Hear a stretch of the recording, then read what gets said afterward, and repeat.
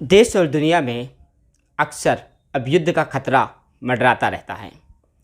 सबसे पहले ऐसा लग रहा था कि भारत और चीन का युद्ध हो जाएगा, वहीं भारत और पाकिस्तान के युद्ध के खतरे तो लगातार मंडराते रहते हैं। लेकिन जिसकी संभावना विश्व को नहीं लग रही थी, भारत को नहीं लग रही थी, रूस और यूक्रेन के बीच एक महाभीषण त्रासदी वाला युद्ध शुरू हो चुका है। लेकिन जो सबसे बड़ा सवाल बनता है, क्या युद्ध जरूरी है? आज इसी विषय पर हम प्रेस क्लब के अध्यक्ष सत्यप्रकाश द्विवेदी से बात करने आए हैं कि वास्तव में जनता क्या सोचती है, पत्रकार समाज क्या सोचता है और क्या कुछ होना चाहिए जो नहीं हो पा रहा होगा। क्या लगता है आपको कि जो युद्ध अब शुरू हो रहा है पूरे विश्व में, एक दौर सा बनता जा रहा है लगातार युद्ध का, क्या कहेंगे आप इस बारे में? जी सौरभ जी, जो ये रूस की ओर से जंग छेड़ी गई है यूक्रेन के खिलाफ, इसका नतीजा कुछ भी हो, लेकिन एक चीज़ तो तय है कि इससे दुनिया भर में हथियारों की होड़ बढ़ेगी। और जो ये संयुक्त राष्ट्र जैसी संस्था थी, इसकी एक तरह से कलई खुल गई है इस युद्ध के बाद, कि जो हमारे यहाँ बुजुर्ग लोग कहते हैं, समर्थ को नहीं दोष गोसाई। तो चूँकि रूस एक ताकतवर देश है और उसने यूक्रेन पर हमला किया, अब उस कैटेगरी में चीन, अमेरिका, इन लोगों को आकर के सीधे तौर पर दखल देना चाहिए। चूँकि इसका जो परिणाम होगा तो विकासशील देश और जो छोटे देश हैं, कम विकसित देश हैं, गरीब देश हैं, वो परेशानी में पड़ जाएंगे, चाहे वो कोई भी देश हो। और जो समृद्धिशाली हैं, हथियार बना लेते हैं, वो अपने हथियारों के बल में उनकी कंपनियां और ज़्यादा पैसा कमाएंगी। बिल्कुल। क्योंकि जब अन्य देशों के मन में असुरक्षा का भाव होगा तो एन किन प्रकार या तो ये आप परमाणु शक्ति होने का बनने का प्रयास करेंगे, वो भी विश्व शांति के लिए खतरा है। लेकिन जो भी बड़े देश हैं, ताकतवर देश हैं, वीटो हैं, तो वो अपने अपने को सेफ करने में लगे हुए हैं। कुछ देशों द्वारा जो है प्रतिबंध की बात की जा रही है। बिल्कुल बिल्कुल। प्रतिबंध से क्या मतलब है? प्रतिबंध किसी देश के लिए आपने 1 साल के लिए प्रतिबंध कर दिया, उस प्रतिबंध का उसके ऊपर कोई कुछ, चूँकि स्वयं शक्ति संपन्न राष्ट्र है, आपके प्रतिबंध से क्या मतलब है? आप मैन पावर में मजबूत हो, आपके पास सेना है, आपके पास हथियार हैं, तो जब तक आप अपनी जिम्मेदारी निभाएंगे नहीं, आपके पड़ोस का, यही कंडीशन नाटो की है। आप जो साथ देना चाहिए जिन लोगों को, हो सकता है वो लोग पहले उसको, यूक्रेन को इस चीज़ के लिए उत्साहित करते रहे हों कि हम ज़रूरत पड़ने पर साथ देंगे। ये सही कह रहे हैं आप कि उत्साहित कर रहे थे कि ज़रूरत पड़ने पर हम साथ देंगे। और आज जब रूस के राष्ट्रपति पुतिन अपने पूरे तेवरों में आ गए हैं और अब तो ताज़ा स्थिति ये है कि उन्होंने परमाणु हमला करने की भी धमकी दे दी है। तो सदियों पहले जो हम लोगों ने सुना था परमाणु हमले की बात, वो सोच करके भी नई पीढ़ी डर जाती है। सही कह रहे हैं कि जो बड़ी बड़ी बातें विश्व शांति के लिए और विकास के लिए हो रही थी, ये अब जो पुतिन हैं, इनकी बात सुन करके तो लग रहा है कि हमारा विश्व पता नहीं कहाँ है। हाँ, यही एक बात है। मैं बताऊँ आपको, चूँकि हम भारतीय हैं और सबकी नज़र भारत की ओर रहती है लगातार। और राधेश्याम रामायण में भी जब मैंने पढ़ा तो उसमें लगा कि नर ही पशुवत व्यवहार करके आपस में लड़ाई लड़ता है। तो क्या ये वही दौर आ गया है? देखिए, भारत भी बहुत ज़्यादा इन स्थितियों से अलग नहीं है। चीन की ओर से कई बार ऐसा प्रयास किया गया है जिसमें युद्ध के हालात बन गए थे, लेकिन चूँकि भारत इधर पिछले कई सालों से लगातार अपनी सैन्य क्षमता और अपनी ताकत बढ़ा रहा है, ये अंदाज़ा है हमारे देश को कि चीन से हमें कभी भी युद्ध करना पड़ सकता है। तो और चीन का भी हाल ही में जो है 2020 में एक घृणित चेहरा सामने देखने को आया, जब पूरी दुनिया जो है जूझ रही थी कोरोना से। उस समय उसने पूर्वी लद्दाख में अतिक्रमण करने का प्रयास किया, जबकि अंतर्राष्ट्रीय दोपक्षीय समझौता था। बिल्कुल। तो चीन की नीतियां तो विश्व में जितने भी देश हैं उनमें सबसे ज़्यादा गंदी हैं। जी जी। तो जो उसकी नीतियां हैं, आए दिन कभी नक्शा उसके जो लोग दिखाते हैं, वो हमारे जो सीमावर्ती क्षेत्र हैं उसके पार्ट को कहते हैं हमारा है, दिखा देते हैं। तो वो तो चीन की सोच ही गंदी है, और आने वाले समय में अगर उसकी नीतियों में सुधार नहीं आया तो हो सकता है आमने सामने युद्ध हो जाए। बिल्कुल, यही बात है कि जैसे रूस के 11 टुकड़े हो गए थे, ऐसे ही भारत के का भी टुकड़ा हुआ। अगर बात करें तो अफ़गानिस्तान, पाकिस्तान सब भारत के पहले अंग थे, और चीन का भी यही लगातार प्रयास है कि अरुणाचल और सिक्किम के आसपास का जो एरिया है वो एक स्वतंत्र राष्ट्र बन जाए, खालिस्तान की भी मांग। तो ये लग रहा है कि धीरे धीरे करके पूरी तरह से पूरी दुनिया कहीं ना कहीं युद्ध में घिरती जा रही है। बिल्कुल, ये जो शक्ति संपन्न राष्ट्र हैं, ये अपनी महत्वाकांक्षा के चलते पड़ोस वाले देशों को, अमेरिका भी इससे इतर नहीं है। 2011 में लीबिया में तख्ता पलट कराने के लिए उसने अभियान चला दिया, सैन्य अभियान।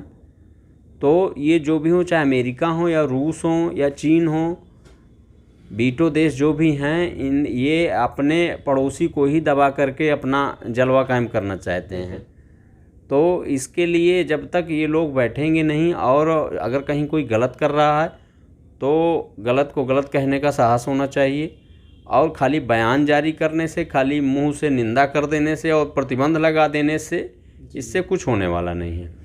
तो विश्व की शांति के सुनिश्चित करने के लिए जो ताकतवर देश हैं उनको एक स्पष्ट, और ये जो इनकी संस्था संयुक्त राष्ट्र को भी कहीं ना कहीं प्रासंगिक बनाया जाना चाहिए। ऐसे मामलों में उसकी कलई खुल जाती है कि ये संस्था, अगर आप ऐसी स्थितियों में कि सेना की बात छोड़िए, वो अब शहरों में घुस करके हमले किए जा रहे हैं, आम जनता मर रही है, तो फिर आपका संयुक्त राष्ट्र हो या मानवाधिकार हो या क्या, इन चीज़ों का मतलब है कि अगर आप जनता, बेगुनाह जनता इस युद्ध में मारी जा रही है, इस कंडीशन में आ गए कि आम नागरिक मारे जाने लगे, तो फिर आपकी संस्थाएं बेकार हैं। और ज़्यादातर युद्ध का जो कारण है वो सीमा विवाद है। तो क्या ऐसा कुछ नहीं है कि ये सीमा विवाद को सुलझा नहीं सकते या जानबूझ करके उलझाए रखते हैं?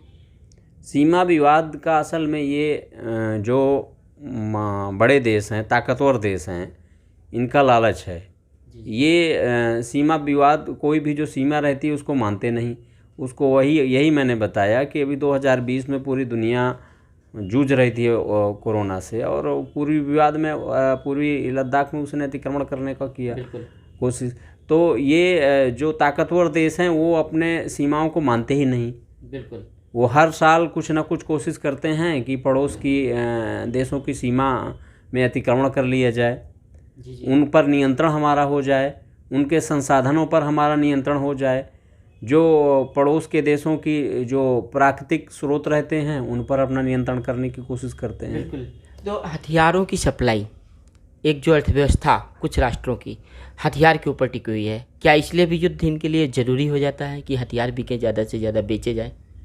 बिल्कुल, ये तो है ही है। अभी देखिए, ताज़ा उदाहरण जर्मनी ने अपने बजट में जो है हथियारों के उसमें बजट में बढ़ोतरी कर दिया अभी हाल में। बिल्कुल, तो ये लोग तो एकदम पेशेवर हैं इस मामले में, कहीं मानवता रही नहीं गई कि आप युद्ध के समय अपने बजट में हथियारों में बढ़ोतरी कर रहे हैं। इसका मतलब आप चाह रहे हैं कि हमसे हथियार ले जाएं, हमें पैसा दे जाएं, उसका परिणाम कुछ भी हो। बिल्कुल, दुनिया मर जाए, उसमें कितने बेगुनाह मारे जाएंगे, उन हथियारों के चलने से कितनी पीढ़ियां बर्बाद हो जाएंगी, इनसे कोई मतलब नहीं।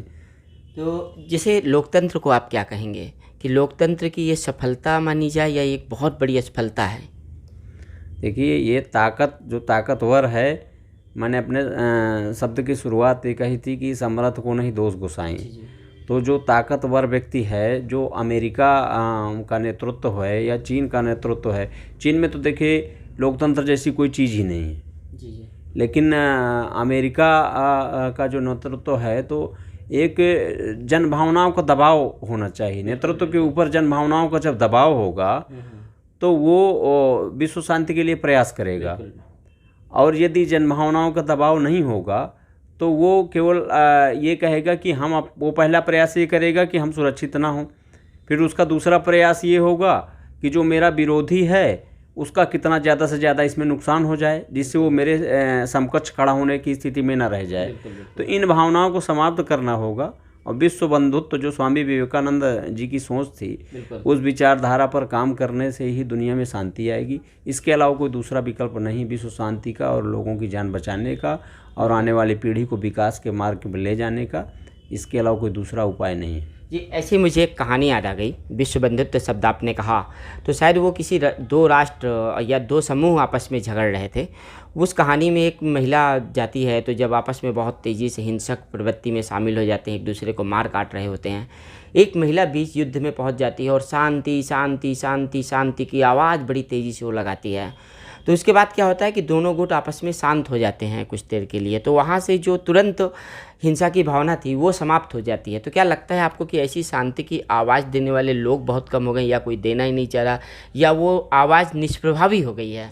नहीं, आवाज़ देने वाले की ताकत भी लोग देखते हैं ना। बिल्कुल। कि मैंने यही कहा कि जो देश संप्रभु हैं और हर तरह से विकसित देश हैं, वो लोग इस मामले में बहुत अच्छा रवैया नहीं अपना रहे हैं। मैंने यही कहा कि अगर रूस को ये हो जाएगा कि मैं अगर ये हमला नहीं रोक रहा हूँ, तो जो ताकतवर देश हैं वो बिल्कुल सीधे आकर के मेरे ऊपर अटैक कर देंगे। तो खाली निंदा प्रस्ताव, जैसे आपने उदाहरण दिया महिला के शांति का, तो वो ज़माने अब नहीं हैं। बिल्कुल बिल्कुल, वही तो। वो तो जब ये चीज़ें बंद होती हैं, जब समझाने वाला पहले प्रेम से समझाए, लेकिन जो लोग लड़ रहे हैं उन्हें ये एहसास हो कि अगर ये प्रेम से इनकी बातें नहीं मानते हैं तो सठे साठे हम समाचारित की नीति को लागू करते हुए दोनों को सुधार देंगे, तब तो उसकी बात को गंभीरता से लिया जाएगा। अन्यथा तो दुनिया चिल्ला रही है, तमाम बुद्धिजीवी लोग कह रहे हैं कि युद्ध नहीं होना चाहिए, युद्ध नहीं होना चाहिए, लेकिन जो युद्ध करने पर उतारू हैं उनको जब ये एहसास हो जाएगा कि ये मौखिक प्रतिबंध नहीं है और मौखिक निंदा नहीं की जा रही है, बल्कि हमारी सेना पर भी अटैक हो सकता है, तो अपने आप दोनों लोग अपने कदम पीछे खींच लेंगे। सही कह रहे हैं। तो ये थे हमारे साथ प्रेस क्लब के अध्यक्ष सत्यप्रकाश द्विवेदी, जिनसे हमने युद्ध क्या ज़रूरी है पर विमर्श किया। ये विमर्श हम लगातार चलाएंगे, क्योंकि भारत एक ऐसा राष्ट्र है जो विश्व गुरु होने की बात कहता है, और देखते हैं कि भारत के अंदर से, भारत के जनमानस के अंदर से कैसी वाणी निकलती है, जिससे जो एक प्रतिस्पर्धा छिड़ गई है, हथियारों की प्रतिस्पर्धा, युद्ध के द्वारा अपनी संप्रभुता, अपनी महत्वाकांक्षा को बनाए रखने की जो प्रतिस्पर्धा छिड़ी हुई है, इस पर एक बड़ा काम करने की ज़रूरत है। हम यही आवाज़ देने की कोशिश कर रहे हैं। आप भी बनिए हमारे साथ विमर्श का सबसे बड़ा व्यक्तित्व।